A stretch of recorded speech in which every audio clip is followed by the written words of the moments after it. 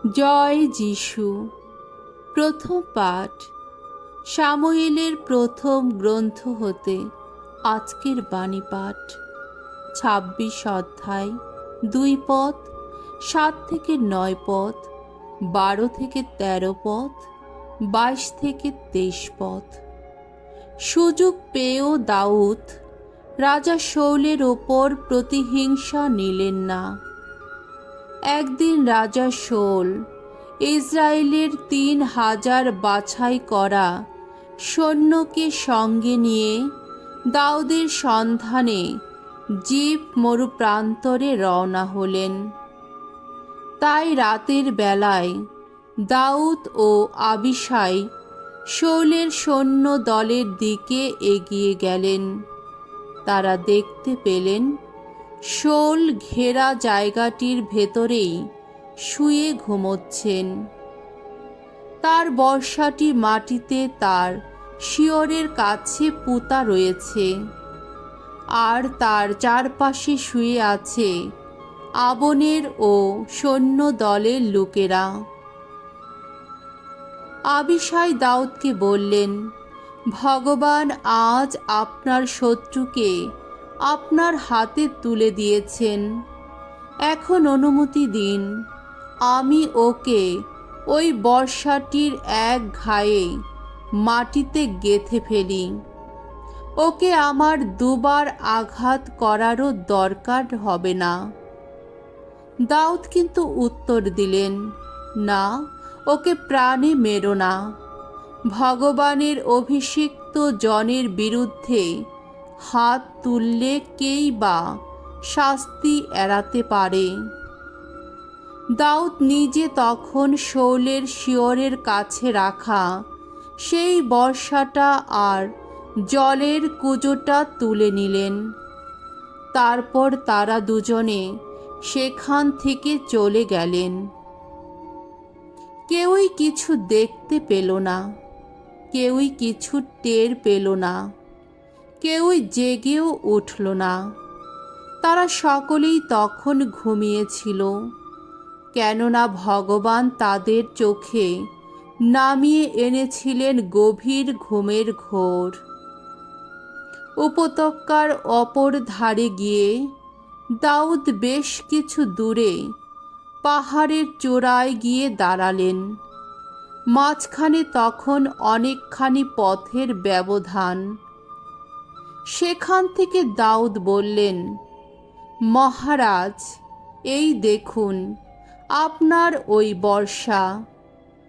যুবকদের একজন এধারে এসে বর্শাটা বরং নিয়ে যাক।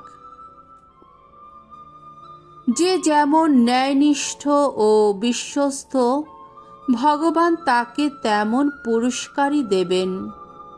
ভগবান আপনাকে আজ আমার হাতে তুলে দিয়েছিলেন বটে, আমি কিন্তু ভগবানের অভিষিক্ত জনের বিরুদ্ধে কিছুতেই হাত তুলতে চাইনি।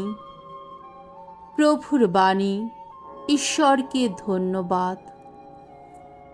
সাম সঙ্গীত ১০৩ অধ্যায় ১ থেকে ৪ পদ, ৮ পদ, ১০ পদ এবং ১২ থেকে ১৩ পদ।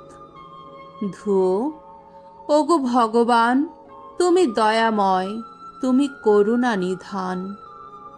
প্রাণ আমার ভগবানের প্রশস্তি করো, আমার সমস্ত সত্তা তার পুণ্য নামটির প্রশস্তি করো। প্রাণ আমার ভগবানের প্রশস্তি করো, তার কোনো অনুগ্রহ বিস্মিত হইও না কোনো দিন।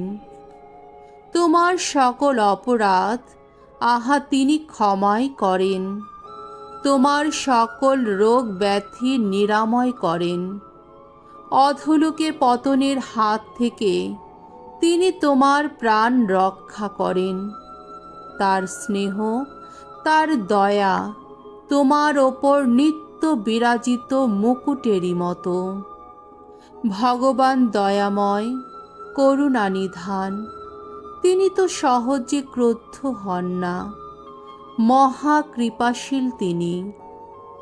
আমাদের পাপ অনুযায়ী নয়, আমাদের প্রতি তার কোনো আচরণ, আমাদের যত অপরাধ, তার যোগ্য শাস্তি তিনি দেন না কখনো। যতখানি দূরবর্তী পূর্বাচল থেকে অস্তাচল আমাদের দুষ্কর্মের সব বোঝা তত দূরে ফেলে দেন তিনি। পিতা তার পুত্রকে যেমনটি স্নেহই করেন, ভগবানও ভক্তের প্রতি তেমনি স্নেহময়। দ্বিতীয় পাঠ করিন্থীয়দের কাছে প্রেরিত পলের প্রথম পত্র হতে আজকের দ্বিতীয় বাণী, 15 অধ্যায় 45 থেকে 49 পদ। খ্রিস্ট সেই নতুন আদম, যার সাদৃশ্যে গড়ে উঠতে আমরা সকলেই আহত। প্রিয়জনেরা, শাস্ত্রে তো এই কথা লেখাই রয়েছে, প্রথম মানুষ আদম হয়ে উঠল সজীব এক প্রাণী, কিন্তু শেষ আদম হয়ে উঠেছেন জীবনদায়ী এক আত্মা। অথচ লক্ষ্য করো, প্রথমে দেখা দেয় যা আধ্যাত্মিক তা নয়, বরং যা জৈব। যা আধ্যাত্মিক তা পরেই দেখা দেয়। প্রথম মানুষটি এসেছিল মৃত্তিকা থেকে, সে ধুলারই মানুষ, কিন্তু দ্বিতীয় মানুষটি যিনি, তার আগমন তো স্বর্গ থেকেই। সেই ধুলার মানুষটি যেমন ছিল, সব ধুলার মানুষই সেই রকম। আর সেই স্বর্গীয় মানুষটি যেরকম, সকল স্বর্গীয় মানুষই সেই রকম। আমরা যেমন সেই ধুলার মানুষের সাদৃশ্য নিয়েই এখন রয়েছি, তেমনি সেই স্বর্গীয় মানুষটির সাদৃশ্য নিয়েই আমরা একদিন থাকব। প্রভুর বাণী। ঈশ্বরকে ধন্যবাদ।